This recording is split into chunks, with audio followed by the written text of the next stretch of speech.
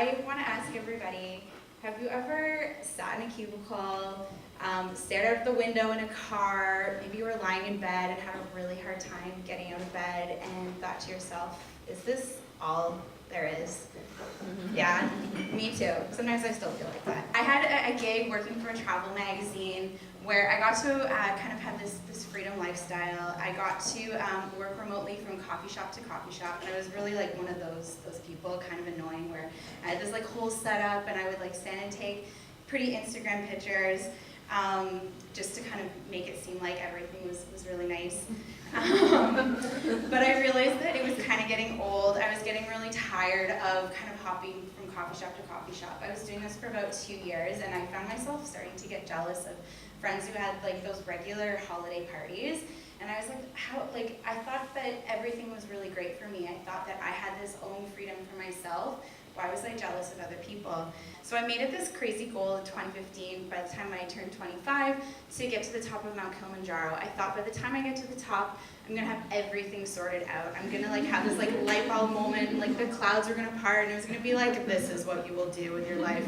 It didn't happen. I took this really cool photo. I kissed the top, but I was also thinking like, oh shit, like there are no answers up here. And I just went, nothing, like just like really cold winds. I remember thinking like, okay, so I've climbed all the way to the top. I spent 6 days of this like grueling trek, and now I have to go back down.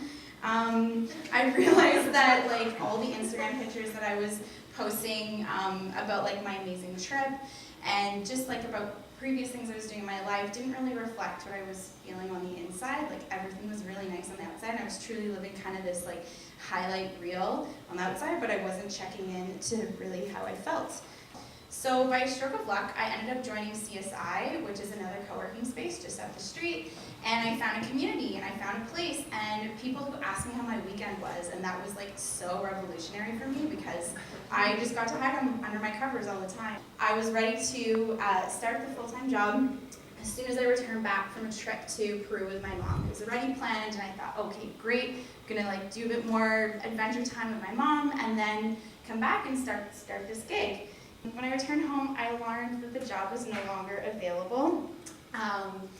The reason why doesn't really matter to this story, but what matters is that I was back to square one. I saw this at my very first 9-to-5 job, and it says, build your own dreams or someone else will hire you to build theirs. And I realized that no matter what, I was going to be building someone else's dream, and I needed to focus on what I wanted to build. And the idea was simple. I wanted to open a co-working space. It would marry the ideas of all of the cool aspects of the coffee shops that I had visited before, and then also tie in the practicalities of co-working, like really good Wi-Fi, which was so frustrating when I was working out of these really cool cool coffee shops. So now, after 1 year in business, I've seen a lot of things, I've met a lot of people, and I've learned a lot of lessons. Lesson number 1 is you have to be your own cheerleader. There are so many negative thoughts all the time, and especially when you're trying to do something new, it's so easy to hear what everyone else is saying, all the negative nonsense that's out there. I really had to paint the picture. You can do anything, but not everything.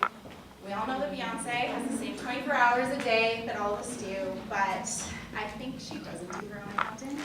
She probably doesn't. She probably has a whole team who is helping her run her own empire as well, and that was something that I quickly learned as well, is that I had all these great ideas and ambitions for Make Lemonade, but there was no way I could do every single thing on my own. You just never know who you're going to meet, who is going to help you. So before you leave, introduce yourself to the person next to you, to your left and your right, and find out what they do, because you never know if they could be the key to your next big thing. There are so many reasons that we can feel alone. I'm sure everyone has walked into a room and felt like the only person who looked like themselves or felt like they are, or just felt completely isolated. And wouldn't it be nice if we all could just do one tiny little change to make everyone feel a little better? At Make Lemonade, we're dedicated to creating a more inclusive world and spreading the good vibes, and I want you to as well. Before you go, I just have one question. Do you want to be nice? Yes. Raise your hand. I already knew the answer because you all decided to be happy on a Monday. Thank you.